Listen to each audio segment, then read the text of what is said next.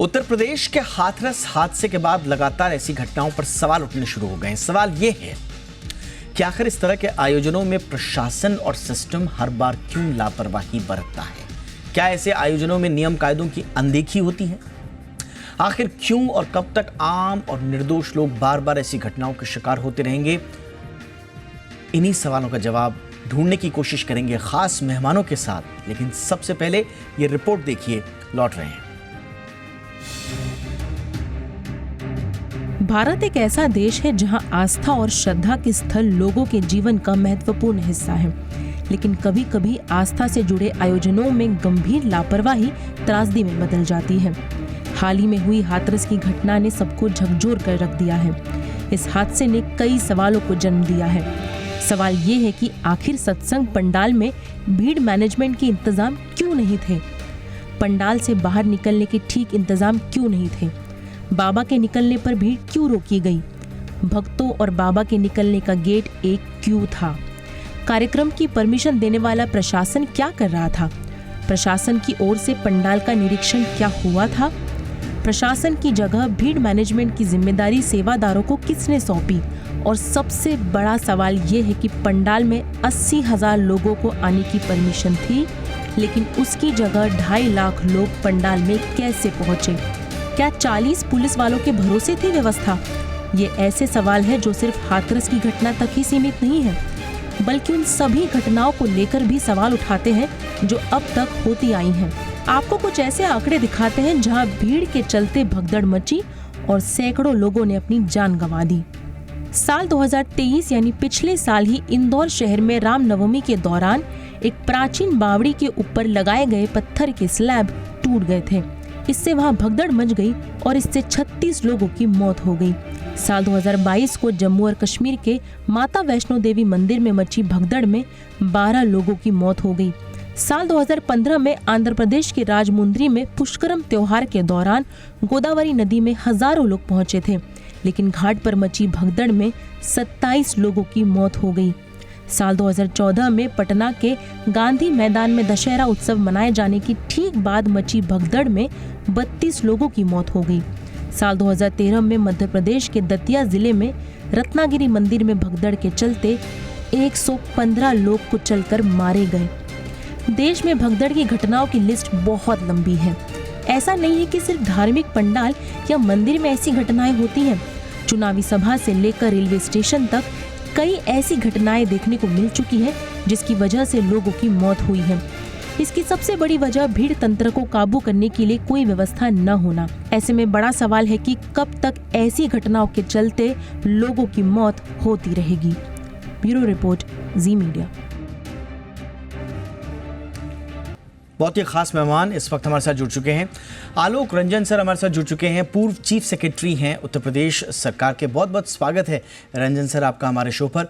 और हमारे साथ हैं प्रोफेसर विक्रम सिंह, पूर्व डीजी यूपी पुलिस के। बहुत बहुत स्वागत है विक्रम सर आपका भी चर्चा में। आलोक सर, चर्चा की शुरुआत आपसे ही कर रहे हैं। काफ़ी दुखद है, हम सबके सामने वो भयावह मंजर, तस्वीरें हैं, लेकिन अब सवाल यही है कि कहाँ चूक हुई? जरा सिलसिलेवार तरीके से बताएं सर कि इस तरह के आयोजन जब होते हैं तो लोकल प्रशासन के पास जाया जाता होगा, वहां से परमिशन ली जाती होगी, उसके बाद जो स्टैंडर्ड प्रोटोकॉल्स हैं सर, एसओपीज हैं, वो क्या हैं? क्योंकि जितना हम पढ़ पा रहे हैं, रिसर्च कर पा रहे हैं, हर एक स्टेप में चूक नजर आई है। लेकिन मैं आपके अनुभव से जरा समझना चाहूंगा सर कि एसओपीज क्या होती हैं इन जनरल इस तरह के आयोजनों में सर।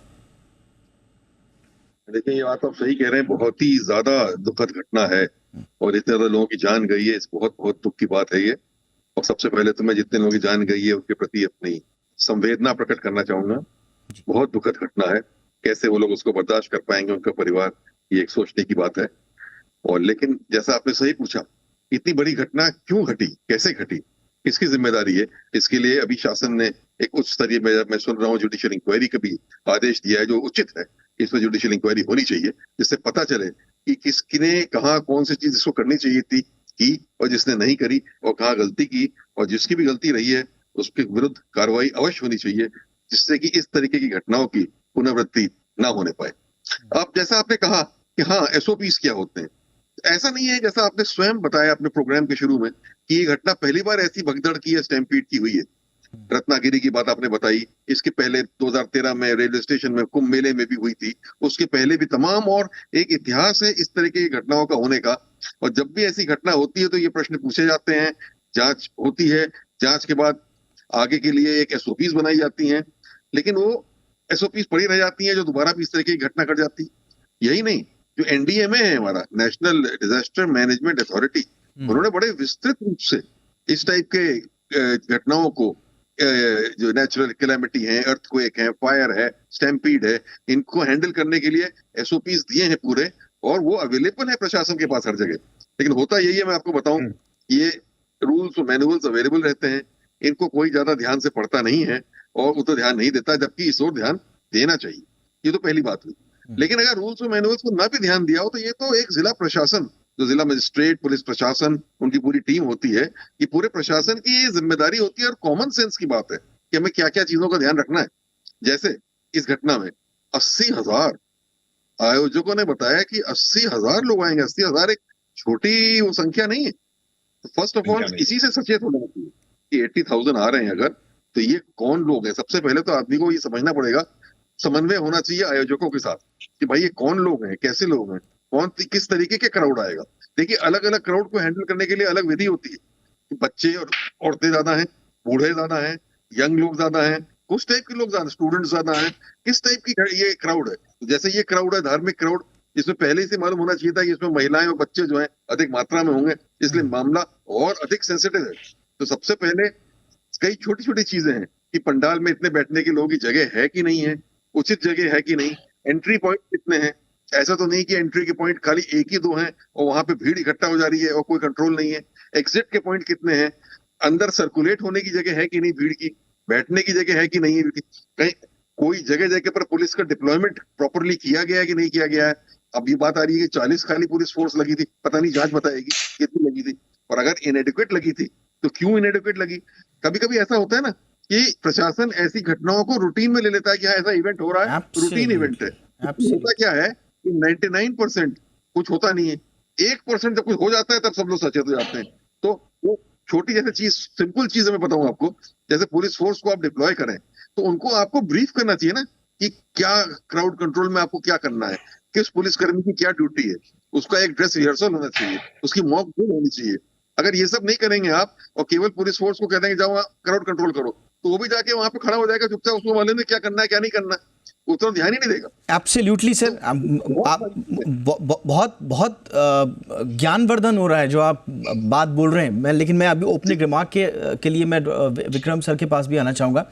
जी जरूर। प्रोफेसर विक्रम सर, यहाँ पर बात ये उभर कर सामने आ रही, जैसा सर ने कहा एक सेट स्टैंडर्ड प्रोटोकॉल्स हैं, लेकिन सर ने जो कहा कि प्रशासन ऐसी और इस तरह के आयोजनों को रूटीन में ले लेता है। ये सबसे बड़ी प्रॉब्लम जो हमारे सिस्टम की है कि रूटीन में ले लेना। अब कायदे से आपको वहाँ पर 80,000 की गैदरिंग है, कितनी हुई मैं इस पर नहीं जा रहा हूँ, लेकिन 80,000 के लिए भी आपके परमिशन का लेटर आया है तो आपको जाके वहाँ पर एंट्री एग्जिट चेक करनी चाहिए, वहाँ पर कितना डिप्लॉयमेंट होगा इसकी नफरी होनी चाहिए, एंटिसिपेशन होना चाहिए कि वहाँ पर क्या क्या मिसमैनेजमेंट्स हो सकते हैं और उसके अनुपात में आपको तैयारी करके रखनी चाहिए थी। ऐसा लग रहा है सर कि बिल्कुल कॉम्प्लिसेंसी में हम बैठे हुए हैं, कोई सब रूटीन वर्क है, 4 लोगों की भीड़ हो या 4 लाख की भीड़ हो, हमें कोई फर्क नहीं पड़ता। यह मानसिकता है क्या सर? बेशक ये क्यूमुलेटिव फेलियर है और उसमें एक चरण में नहीं, जैसा श्री आलोक रंजन सर ने फरमाया है उसमें क्यूमुलेटिव फेलियर है। और इस तरह के फेलियर को लाने के लिए बहुत प्रयास करने पड़ते हैं, अकस्मात नहीं होता है। हमारे यहाँ इंटरनल सिक्योरिटी स्कीम है, बिल्कुल सही कहा आलोक रंजन सर ने कि उसका महीने में एक बार पूरा अभ्यास होना चाहिए, और जहां त्रुटि रह जाती है उसको जीडी में एंट्री करके दोबारा उसका पूरा अभ्यास होना चाहिए, कर्मचारियों की ब्रीफिंग होनी चाहिए। आयोजकों ने अगर सीधा कहा कि ये मान के चलिए, वो केवल इसलिए कहा कि 2.5 लाख आएंगे तो पुलिस फोर्स ज्यादा लगेगी और जो शुल्क जमा करना पड़ता सरकारी खजाने में वो ज्यादा होगा, और आपने ये करके 80,000 आते तो उसका शुल्क जमा करा करके आपने केवल वही व्यवस्था की। लेकिन जो कॉम्प्लेसेंसी आपने शर्त कही, ये पूरा अंदाज कॉम्प्लेसेंसी का था। आपने जाके दरअसल वर्स्ट केस सिनेरियो कि क्या क्या हादसे हो सकते हैं, entry route, exit route, contingency plans, backup और backup for backup for backup, इसके तो इंतजाम आपने कुछ किए ही नहीं। मेडिकल इमरजेंसीज के इंतजाम आपने किए ही नहीं, और 2.5 लाख इकट्ठा होने में घंटों लगते, 7-8 घंटे। क्या सिटी कंट्रोल पूरी तरीके से अनभिज्ञ था? कोई सीसीटीवी की व्यवस्था थी? ट्रैफिक वाले, एलआईयू वाले कुछ बता रहे थे कि शहर में इतने लोगों का आवागमन हो रहा है। नेशनल हाईवे के बिल्कुल बगल में आपने वहां पर जो आयोजन कराया उससे ट्रैफिक जाम हुआ। कम से कम उसी से चेत जाते कि इतनी बड़ी भीड़ इकट्ठा हो रही है, समागम हो रहा है, तो आप उसके बारे में एक प्रिकॉशन ले सकते थे और हस्तक्षेप कर सकते थे। लुब्बे लुबाब ये है कि आपने सेवादार, अब जब कहा जाए कि सेवादारों को दे दिया, ये किस रूल बुक में लिखा हुआ है कि सेवादार क्राउड मैनेजमेंट करेंगे? सेवादार कुछ भी स्वयंभू बन जाएं, लेकिन जो जिम्मेदारी शासन प्रशासन पुलिस की होती है उससे कोई अपने को झाड़ नहीं सकता है। और यही सबसे बड़ी चूक थी। आपको वहां पूरी with sense of purpose, with sense of determination मौके पे रहना था। इवैक्यूएशन प्लान होना चाहिए था, लेकिन सारे एसओपीज धरे के धरे रह गए। मेडिकल इमरजेंसी का इंतजाम नहीं था और मूक दर्शक की तरह अगर आपने पूरा उनको दे दिया तो आपने एक तरीके से मुसीबत को दावतनामा दिया है। और अब जो जरूरत थी, एफआईआर लिखाई, उसमें लोगों के नाम नहीं लिखे। जो बाबा है सबसे बड़े और उनके जो प्रमुख जो चेले चपाटे थे जिन्होंने सारा ये तमाशा किया है, उनके बारे में एफआईआर में नामजदगी होनी चाहिए। खैर, अब हम अरेंजमेंट की बात आते हैं। अरेंजमेंट जी। में अमूलचूल परिवर्तन, वीडियोग्राफी वगैरह का कोई सिलसिला नहीं था और लोगों की मौजूदगी, ड्यूटी कार्ड्स, ड्यूटी ब्रीफिंग, ये कहीं नहीं था। बहरहाल अब तो खैर कमीशन बन गया है, इसकी जांच की जाएगी, जो त्रुटि आएंगी। लेकिन जहां हम कुंभ, अर्धकुंभ, महाकुंभ, कांवड़ मेला, इलेक्शन सब करा चुके, यहाँ यही लगता है कि एमएससी में तो टॉप किया लेकिन दर्जा 2 के इम्तिहान में फेल हो गए। आप सही कह रहे हैं सर, लेकिन मुझे ये एक चीज़ और लगती है, जो अपनी तैयारियां हैं, और आप देखिए ना मेजर स्टैम्पेड्स की अगर आप घटनाएं देखेंगे, पूरा का पूरा इंटरनेट डेटा से भरा पड़ा है। 2005 से लेकर 8 से लेकर, मतलब यहाँ पर उनको उद्धृत करने की आवश्यकता नहीं है, क्योंकि हम सब जानते हैं कि और 1, 2, 3, 4, 5 लोगों की मौत नहीं हुई है, सैकड़ों लोग, 250, 300 कई मर्तबा हमारे सामने हैं। लेकिन क्या वो हमारी प्रशासनिक समझदारी का हिस्सा बन पाए? ये इस तरह के इंसिडेंसेस मुझे लगता है कतई नहीं। आलोक सर, अब इस तरह के, क्योंकि देखिए भारत में तो अभी इस तरह के रिलीजियस गैदरिंग हो गई, पॉलिटिकल गैदरिंग्स हो गई, दूसरे प्रोटेस्ट गैदरिंग्स हो गई, और तरह तरह की बात, आप सिर्फ एक बहाना चाहिए, गैदरिंग्स यहाँ पर हो जाती हैं। इतना विविध कल्चर है हम लोगों का कि गैदरिंग्स होती ही रहेंगी, और ये हर ज़िले में होंगी, हर ब्लॉक में होंगी, हर कस्बे, हर गांव में होंगी। लेकिन उसके लिए क्या कुछ नज़ीर हम ले पा रहे हैं या नहीं सर? अगर हम इतनी सारी स्टैम्पीड्स की घटनाओं से भी कोई नज़ीर नहीं ले पा रहे हैं, तो कैसे यकीन करें सर कि आगे जिस तरह के जो गैदरिंग्स होंगी उनमें फिर से ऐसे दुर्भाग्यशाली घटनाएं हाथ से नहीं दिखेंगे? नहीं, जो आप कह रहे हैं बहुत सही बात है। पहले तो मैं ये कहना चाहूंगा कि जैसे मेरे साथी विक्रम सिंह जी ने कहा, बहुत ही कॉम्पिटेंट डायरेक्टर जनरल पुलिस वो रहे हैं, मैंने देखा है उनका कार्यकाल भी, और हम लोगों ने भी जिलों में बहुत काम किया है, विक्रम सिंह जी ने भी किया, हमने भी किया है। तो पॉइंट ये है कि मैं एक चीज ये कहना चाहूंगा कि सबसे पहली चीज तो जैसे हम लोग प्लानिंग करते थे, you have to be prepared for the worst case scenario. जब भी ऐसी कोई बात हो तो प्लानिंग बड़ी डिटेल में जाके करनी पड़ती है, और क्या चीज गड़बड़ हो सकती है उसका पूरा ध्यान पहले से कर लेना चाहिए, हो या ना हो, पर उसको अपने प्लान में लेके उसकी कॉन्टिजेंसी प्लानिंग जरूर कर लेनी चाहिए, कहाँ पे क्या गड़बड़ हो सकता है। तो उस हिसाब से बड़ी डिटेल, और जैसे उन्होंने कहा कि ये भी प्लानिंग होनी चाहिए कि बाहर एम्बुलेंस अवेलेबल है कि नहीं, ट्रॉमा सेंटर पे डॉक्टर्स है कि नहीं, मेडिकल इमरजेंसी हैंडल करने के लिए है कि नहीं, अगर कोई बात होती है, और वहां पे भी कैसे क्राउड को, अगर क्राउड बढ़ता जा रहा है तो कब उसको उसकी एंट्री रोक दें, कब क्या करें, ये सब चीज एक वेल प्लान्ड आउट तरीके से जो है वो की जानी चाहिए। जैसा आपने कहा अलग अलग गैदरिंग होती है, अलग क्राउड का नेचर भी अलग होता है। देखिए रिलीजियस गैदरिंग का नेचर फर्क है, पॉलिटिकल गैदरिंग का नेचर फर्क है, एक आंदोलनकारी लोगों का नेचर फर्क है। क्राउड कंट्रोल की पूरी थ्योरीज हैं जो ये सिखाता है कि अलग अलग तरीके के क्राउड को आप किस तरीके से उसको हैंडल करेंगे, कैसे बिहेव करेंगे, तो you have to keep that in mind, और उस तरीके से करना चाहिए।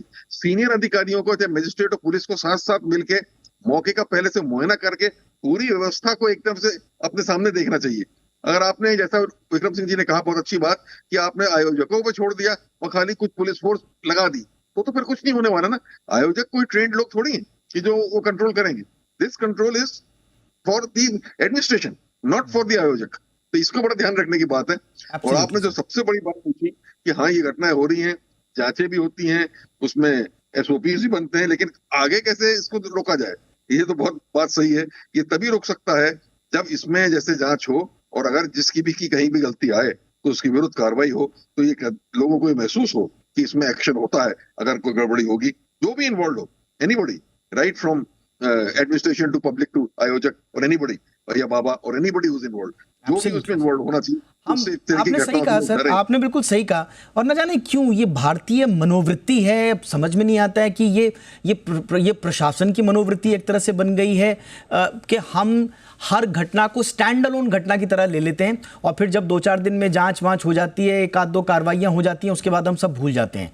हम भूल जाते हैं, हम डॉट कनेक्ट करना भूल जाते हैं। हम भूल जाते हैं कि पिछले 1-1.5 दशक में, मैं तो अभी पुराने 1950 के दशक से लेकर अब तक की घटनाओं का जिक्र भी नहीं करना चाहता, लेकिन आप उठा के देख लीजिए 1-1.5 दशक की घटनाओं में और उनमें आप हिसाब लगा लीजिए कितनी घटनाएं इस तरह की आई हैं, लेकिन कोई सबक नहीं लिया जाता क्योंकि प्रवृत्ति ऐसी हो गई। Vikram sir, wall street journal में एक 2013 का आर्टिकल छपा हुआ है, मैं पढ़ रहा था, और उसमें जो भारतीय भीड़ की मानसिकता है उसको डिकोड कर लिया था बड़े अच्छे तरीके से। एक international centre for crowd management है, उसके टेरेसा मोरे हैं उन्होंने, और उनका ये कहना था कि इंडिया में high tolerance for crowds and crowded space है, और खास तौर से मेजर इवेंट्स में।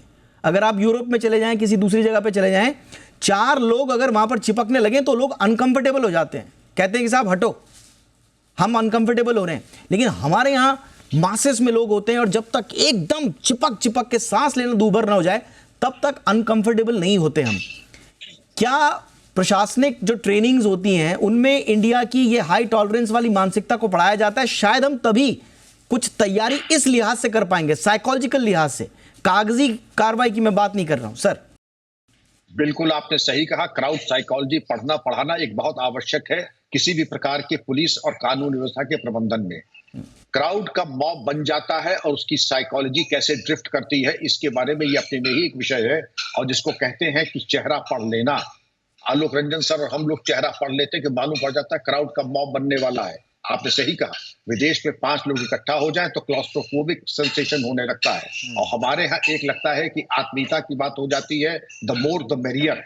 लेकिन आपने अगर उसकी व्यवस्था नहीं की, क्योंकि कुछ शरारती तब चाहते हैं क्राउड को हिंसात्मक कैसे बना दें और किस तरीके से आपके पास जो सामान्य और बहुत ही हार्मलेस किस्म की चीज है उसको कैसे हम टूल में इस्तेमाल कर दें। मसलन हमने पास बीड़ी है, सिगरेट है, हमने जला करके जो माउंटेड पुलिस है उसके घोड़े को छुआ दिया, वो बिल्कुल बकअप कर जाएगा और भगदड़ मच जाएगी। इसी तरह से भगदड़ मचाने में अफवाह का क्या रोल होता है, मोबाइल फोन को किस तरीके से हम इस्तेमाल कर सकते हैं to weaponize our mobile phone, उसमें नाना प्रकार की चीतकार भर करके। तो ये तमाम चीजें मैं ज्यादा उसका खुलासा नहीं करूंगा, लेकिन इसकी ट्रेनिंग पुलिस ट्रेनिंग में होती है, और इसके बारे में होता है कि किस तरीके से सादे कपड़ों में क्राउड में अपने आदमी लगाई कि अगर कहीं जरा सी भी सुगबुगाहट हो शरारत की तो उसके अनुसार कार्रवाई कर लें। इसीलिए वॉच टावर्स लगाए जाते हैं, सेंसर्स लगाए जाते हैं कि आपत्तिजनक गतिविधि वस्तु और व्यक्ति इसको चिन्हित करके कार्रवाई करें।